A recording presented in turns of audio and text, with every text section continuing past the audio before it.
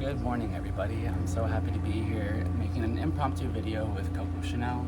Just relaxing this morning. I was planning on doing a nice video on monsteras, but you know, the lighting just kind of got away from me. It's like right overhead and everything, so I figured I could just go ahead, do something in the shade that I've really been wanting to do for a while anyways, which is talk about prayer plants, kind of have almost a little bit of a story time involving them and just letting you know how resilient prayer plants really can be.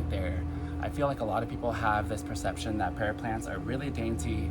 They are just require utmost perfection, require like the most top level of care that a gardener can give them.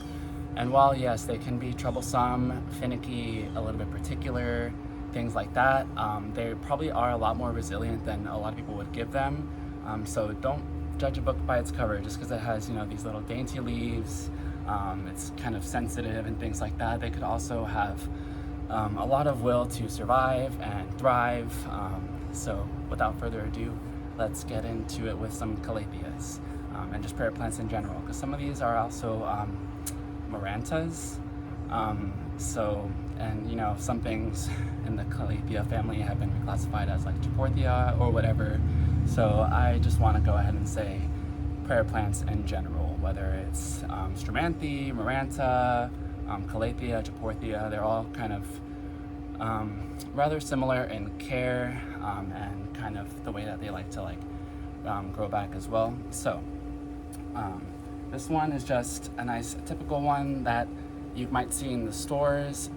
It's a pretty general Calathea. I do not have the specifics on it, but I do have these growing. They're really kind of tucked away underneath big massive plants that can help provide them shade from the just direct Florida like sunlight and heat for too long. Some of these might get, you know, like an hour or two of direct sunlight through a screened-in porch that you might be able to see around me in the background. That does, you know, cut about 20% of the sunlight off. You know, it's not like getting full blast of direct Florida sun. So that little like edging off really does help open up the possibilities of having calatheas and just prayer plants in general in your lanai, as long as you're keeping up with the watering and don't just leave them exposed to like full day sun. Like I said, try to have them tucked in behind or underneath like a nice big plant, so that they're really only getting maybe a couple hours, maybe a few at max direct sun, and the other time they're just getting like indirect or maybe dappled at best sunlight. You might also hear that like you can never miss a watering in calatheas, or they're just going to be terrible. You're always going to see these marks or just these imperfections.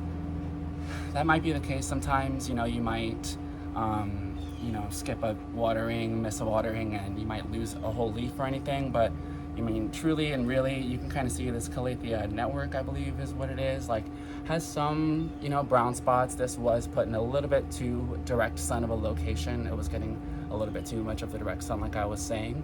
And so it's really nice to have, I pulled this back in and it's growing a lot greener. And some of those, you know, little brown spots are just reminders to not put it in such direct light and to keep up with the watering.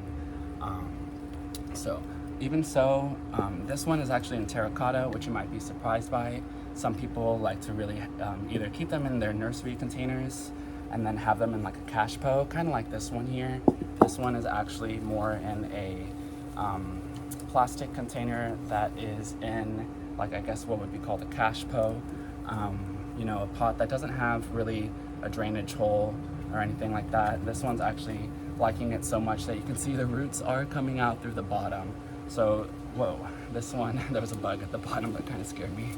Hopefully it doesn't get squished. This one actually seems to be kind of doing the happiest. It's actually getting one of the most full sun in this group, but the fact that it has that kind of water reserve as well as coolness to the pot. Some pots like this in a sunnier environment like Florida can really help keep the sun off of the roots and keep it from like baking too directly if you have kind of a little bit of just shade and sun protection from somewhere so hot and sunny like Florida can be. Of course, they do love the humidity, so that is really nice. I just want to scoot this over to the side, that way you can see this. I want to say it's a Maranta rabbit's foot that's right here. This one is one that came from my direct care the most. some of these, actually all of these, are actually like roommates, etc. Here at the household. This one is, I guess, technically now a roommate's because I gifted it to him. This was originally my plant, but it has quite the long story because it comes from my previous household, and it actually comes from last winter. And there was a time, last winter was a little bit intense, a little rough, and so there was a section of plants that maybe weren't getting the best care from me that they could have. And believe it or not, this wonderful, incredible specimen died back all the way down to just one little unfurling leaf that was barely gonna make it. Like, picture a pitiful, like, desolate plastic pot that just has one little leaf that's really trying to go ahead and make it through the winter. And so finally I saw it after getting better and gathering more strength to be a little bit more persistent and routine in my garden even through the tough winters, and gave it some love, gave it some TLC, and it started growing back. It started having 2 leaves and then 3, and I just really couldn't believe it. And it made me really happy to see the resilience of it and how much it could come back from things, but it also kind of made me a little bit sad to remember such kind of an interesting winter. So I gifted it to a friend who is now one of my roommates, and they just took care of it and loved it and fertilized it and up-potted it as it kept on growing. And yesterday this was flowering in 4 different places. You can even still see the stem, the like flower stalks. If I move slowly, if you see those like stalks that don't have leaves, that's where flowers were growing. So let's see if I still have it in frame. So like right here, that's one. Right here is one. So believe it or not, even through, let's say, maybe neglect or rough patches, you know, changes in routine, calatheas can really make it through a lot and can bounce back, even if, you know, there might be some losses that you have to cut and some maintenance that needs to be done and fertilizing and just some revitalization, some reinvigoration. Plants can go through a lot, even something as dainty and delicate as a prayer plant. So shout out to this Maranta, I believe it is, that's a rabbit's foot. Now, I will be honest. Prayer plants in general are not without their specificities, their qualms, their pest issues, their sunlight requirements, their watering requirements, their fertilizing, which really is actually pretty light.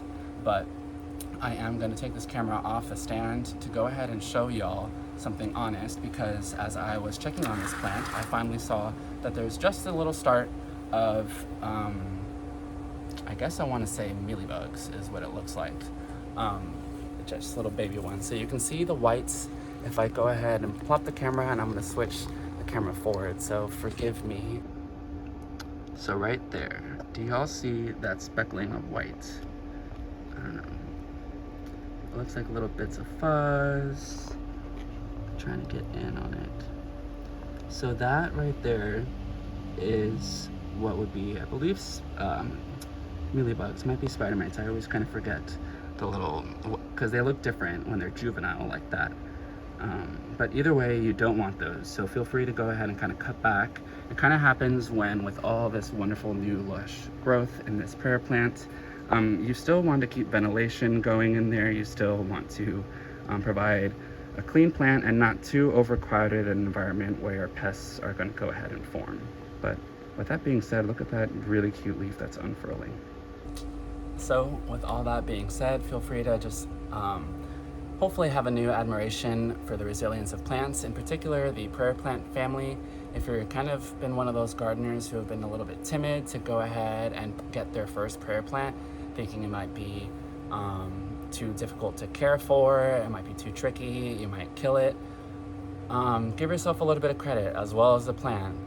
Hopefully get you a nice small one in the nurseries that are here, of course in Florida. There are some pretty small containers that go for not too expensive.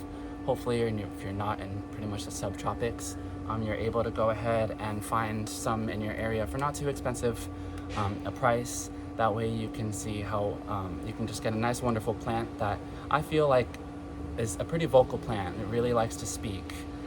So if you can try to listen and try to understand and try to correctly perceive a prayer plant, I think it really helps to kind of be in tune with other plants in your garden. I feel like this is like prayer plants are really good at just telling you when they need watering, you know, when they're thirsty, when they're getting too much sun, they'll like kind of curl up inwards this way, like a little tucko kind of thing, and just, you know, they'll be just kind of hiding away from the sunlight, trying to retain their moisture. So, you know, try something new if you don't have it yet, and hopefully it'll turn out all right. I'm sure it will. So thank y'all for watching. I really can't wait to show y'all so many more cool plants that I keep on getting that have just been thriving and thriving now that we've made it through summer. So have a good day, y'all. Thank you for watching.